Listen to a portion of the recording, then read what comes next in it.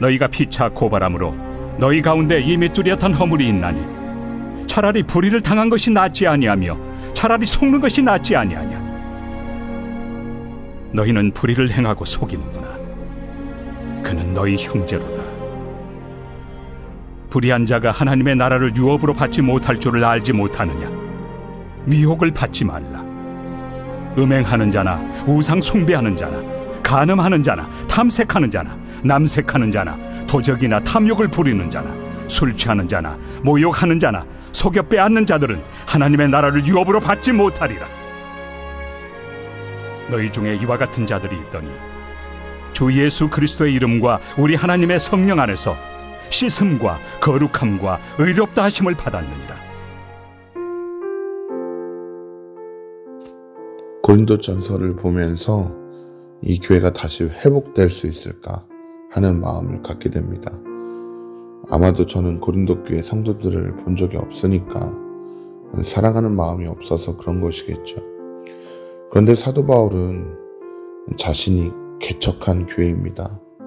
고린도 교회의 여러 가지 안타까운 문제를 들을 때마다 얼마나 마음이 아프고 괴로웠을까 상상도 다 되지 않습니다. 어제에 이어서 사도 바울은 성도들이 세상 법정에서 서로 고소하고 고발하고 다투는 문제를 다루고 있습니다. 세상 법정에서 서로 다투는 것이 지금 고린도 교회 성도들은 있을 수도 있는 일인데 사도 바울은 있을 수 없는 일이라 여기고 있습니다. 고린도 교회 성도들도 스스로 예수님 믿는다 하는 사람들이고 사도 바울도 예수님 믿는다 하는 사람이지 않습니까? 그런데 어떻게 같은 문제에 대해서 이렇게 다른 태도를 보일 수 있습니까? 고린도 교회 성도들은 경제적으로 손해본 거, 자존심 상한 거, 조금도 용납하지 못해서 세상 법정으로 가는 게 당연하게 생각하는데 사도 바울은 왜 오늘 말씀에서 이렇게 말을 하는 겁니까? 7절과 8절 말씀, 너희가 피차 고발함으로 너희 가운데 이미 뚜렷한 허물이 있나니 차라리 불의를 당하는 것이 낫지 아니하며 차라리 속는 것이 낫지 아니하냐. 너희는 불의를 행하고 속이는구나. 그는 너희 형제로다. 세상 법정에 가서 다툴 바에야 차라리 불의를 당하는 게 낫지 않느냐, 속는 것이 낫지 아니하냐 말합니다. 왜 이렇게 말하는 겁니까? 복음의 원리대로, 믿는 바대로, 살아가는 바대로 말하는 겁니다. 복음이 뭡니까? 나는 절대 구원받을 수가 없는 사람이었는데 예수님을 믿음으로, 예수님이 죽으셨기 때문에 은혜로 구원받은 거 아닙니까? 예수님 때문에, 예수님이 나를 위해 죽으셔서 구원을 받은 사람이 어떻게 다른 사람에게 심판하고 정죄하고 판단하고 할 수 있습니까? 그것도 나와 함께 하고 있는 형제 자매를 어떻게 고발할 수 있습니까?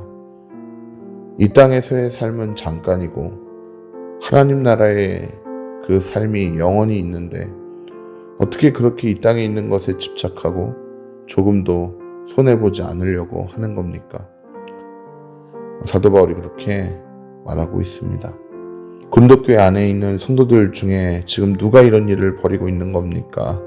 믿는 척하고 실제로는 복음을 믿지 않는 사람들, 교만한 사람들이 지금 그렇게 하고 있습니다.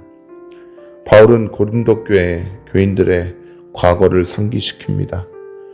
너희도 전에는 저 세상 사람들처럼 불의하고 탐욕스러운 자들이었다. 그러나 지금은 다르지 않느냐.